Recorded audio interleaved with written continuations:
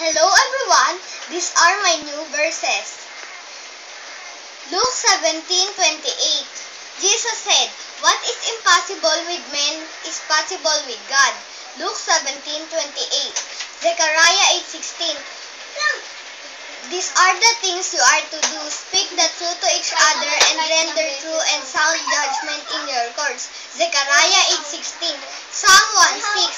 For the Lord watches over the way of the righteous, but the way of the wicked will perish. Psalm 1:6. Mark 6:42. They all ate and were satisfied. Mark 6:42. Matthew 3:8. Produce fruit in keeping with repentance. Matthew 3:8. Mark 14:38. Watch and pray so that you will not fall into temptation. The spirit is willing, but the body is weak. Mark 14:38. Hebrews 10:39. But we are not of those who shrink back and are destroyed, but of those who believe and are saved. 2 Timothy 2:11-13.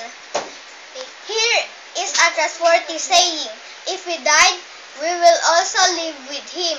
If we endure, we will also reign with him. If we disown, he will also disown us. If we are faithless, he will remain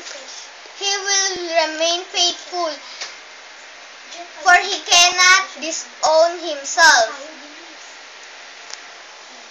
2 Timothy 2:11. 2 Timothy 3:16.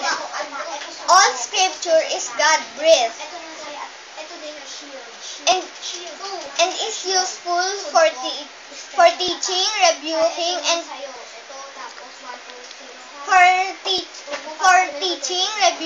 correcting, and training in righteousness.